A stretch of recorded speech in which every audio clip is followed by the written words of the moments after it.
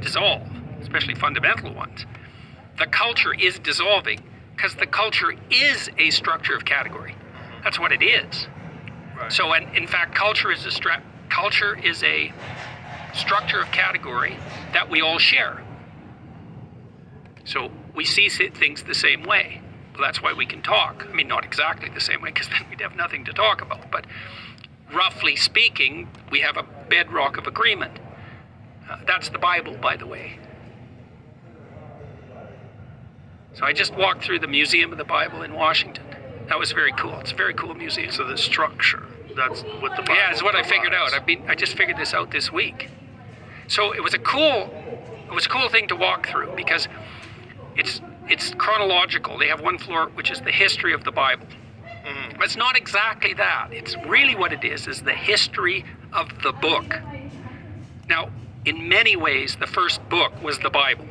I mean, literally, because at one point there was only one book. Like, as far as our Western culture is concerned, there was one book. And for a while, literally, there was only one book. And that book was the Bible. And then before it was the Bible, it was it was scrolls and it was writings on papyrus. But we were starting to aggregate written text together. And it went through all sorts of technological transformations. And then it became books that everybody could buy, the book everybody could buy. And the first one of those was the Bible. And then it became all sorts of books that everybody could buy. But all those books, in some sense, emerged out of that underlying book. And that book itself, the Bible isn't a book, it's a library. It's a collection of books. And so, what I figured out was, partly because I was talking to my brother-in-law, Jim Keller, who's the world's greatest chip designer and has now designed a chip that's as powerful as the human brain, which is optimized for artificial intelligence learning, by the way. And so I talked to him about that. He said, "You heard of the internet?" I said, "Yeah, Jim, I've heard of the internet." He said, "This is way more revolutionary than that." So, in any case, we were talking about meaning in text because we were talking about translation and the problem of understanding text. And Jim said, the meaning of words is coded in the relationship of the words to one another.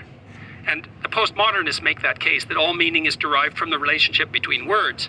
That's wrong because, well, what about rage? That's not words. And what about moving your hand? That's not words. So it's wrong, but part of it's right because the meaning we derive from the verbal domain is encoded in the relationship between words. So now then you think, well, let's think about the relationship between words. Well, some words are dependent on other words. Some ideas are dependent on other ideas. The more ideas are dependent on a given idea, the more fundamental that idea is. That's a definition of fundamental. So now imagine you have an aggregation of texts in a civilization. You say, which are the fundamental texts? And the answer is, the texts upon which most other texts depend. And so you'd put Shakespeare way in there in English because so many texts are dependent on Shakespeare's literary revelations. And Milton would be in that category, and Dante would be in that category, at least in translation. Fundamental authors, part of the Western canon, not because of the arbitrary dictates of power, but because those texts influenced more other texts. And then you think about that as a hierarchy, okay, with the Bible at its base, which is certainly the case. Now imagine that's the entire corpus of linguistic production, all things considered. Now how do you understand that? Like literally, how do you understand that? The answer is you sample it by reading and listening to stories and listening to people talk. You sample that whole domain.